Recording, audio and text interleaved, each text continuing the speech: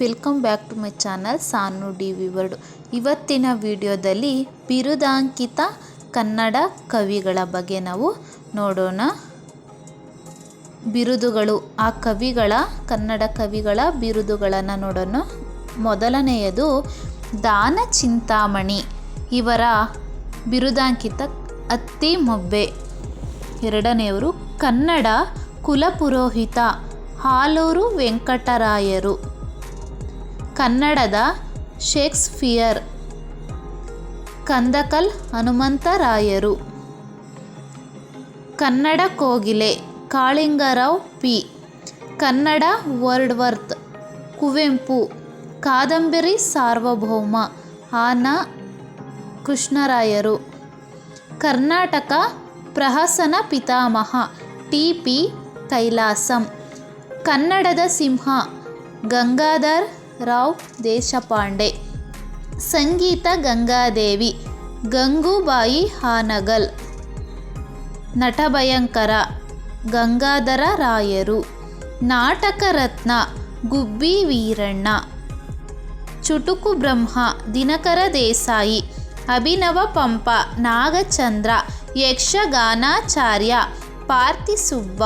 ಕರ್ನಾಟಕ ಸಂಗೀತ ಪಿತಾಮಹ ಪುರಂದರದಾಸರು. Karnataka Martin Luther. ಬಸವಣ್ಣ. ಅಭಿನವ ಕಾಳಿದಾಸ. ಬಸವಪ್ಪ ಶಾಸ್ತ್ರಿ. ಸಾವಿರ ಹಾಡುಗಳ ಸರದಾರ ಬಾಳಪ್ಪ ಹುಕ್ಕೇರಿ. ಕನ್ನಡದ ನಾಡೋಜ ಮುಳಿಯ ತಿಮ್ಮಪ್ಪಯ್ಯ. ಸಣ್ಣ ಕಥೆಗಳ ಜನಕ ಮಾಸ್ತಿ ವೆಂಕಟೇಶ ಅಯ್ಯಂಗಾರ್. ಕರ್ನಾಟಕ ಶಾಸನ ಪಿತಾಮಹ ಬಿ ಎಲ್ ರೈಸ್. ಹರಿದಾಸ ಪಿತಾಮಹ ಶ್ರೀ ಪಾದರಾಯರು. ಕರ್ನಾಟಕ ಕಬೀರ ಶಿಶುನಾಳ ಶರೀಫ್ ಸಾಹೇಬರು. ಕಡತ ತೀರದ ಭಾರ್ಗವ ಶಿವರಾಮ ಕಾರಂತ. ತ್ರಿಪದಿ ಚಕ್ರವರ್ತಿ ಸರ್ವಜ್ಞ. ಕರ್ನಾಟಕದ ಗಾಂಧಿ ಹಾರ್ಡೇಕರ್ ಮಂಜಪ್ಪ. ಅಭಿನವ ಸರ್ವಜ್ಞ ರೇಫಾ ಚನ್ನಪ್ಪ ಹುತ್ತಂಗಿ. ವಚನಶಾಸ್ತ್ರ ಪಿತಾಮಹ ಪ ಗು ಹಳಕಟ್ಟಿ. ವಚನ ಬ್ರಹ್ಮ ಜಚನಿ. ಕನ್ನಡದ ಕಾಳಿದಾಸ ಎಚ್ ವಿ ಪರಮೇಶ್ವರ ಭಟ್ಟ. ಇಷ್ಟು ಬಿರುದಾಂಕಿತ ಕನ್ನಡ ಕವಿಗಳು. ಮುಂದಿನ ವಿಡಿಯೋದಲ್ಲಿ ನಾವು ಮಾಹಿತಿ ಖಜಾನೆ ಬಗ್ಗೆ ತಿಳ್ಕೊಳ್ಳೋಣ. ಮಾಹಿತಿ ಖಜಾನೆ ಮೊದಲನೆಯದು ಪುರಂದರದಾಸರು ರಚಿಸಿದ ಜಗದೋದ್ಧಾರನ ಹಾಡಿಸಿದಳು ಪದವನ್ನು ವಿಶ್ವಸಂಸ್ಥೆಯ ಕಾರ್ಯಕ್ರಮವೊಂದರಲ್ಲಿ ಖ್ಯಾತ ಗಾಯಕಿ ಎಂ.ಎಸ್. ಸುಬ್ಬಲಕ್ಷ್ಮಿ ಹಾಡಿದ್ದರು. ನೆಕ್ಸ್ಟ್ ಪಾಯಿಂಟ್, ಕರ್ನಾಟಕ ಸಾಹಿತ್ಯ ಅಕಾಡೆಮಿಯ ಮೊದಲ ಅಧ್ಯಕ್ಷರಾಗಿ ಆನ ಕೃಷ್ಣರಾಯರು ಕಾರ್ಯನಿರ್ವಹಿಸಿದ್ದರು.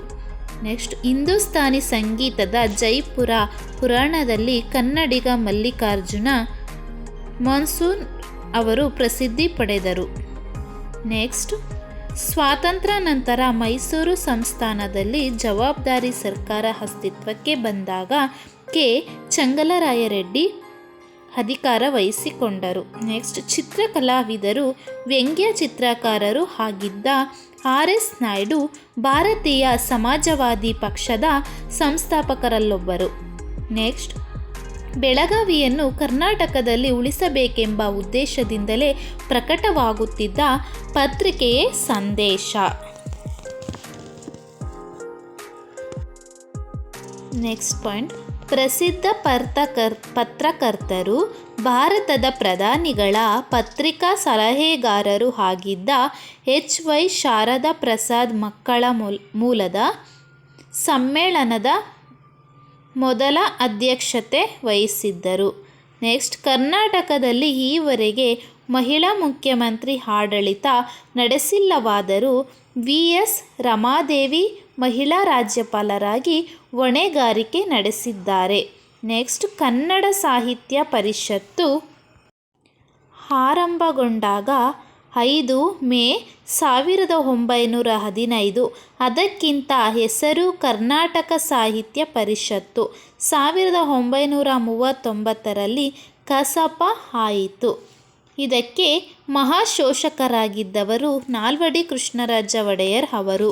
ನೆಕ್ಸ್ಟ್, ಕೇಂದ್ರ ಶಾಸನ ಮಂಡಳಿ ಮುಂದೆ ಕರ್ನಾಟಕ ಏಕೀಕರಣದ ಬಗ್ಗೆ 1928ರಲ್ಲಿ ಗೊತ್ತುವಳಿ ತಂದವರು ಯು ರಾಮರಾವ್ ಅವರು.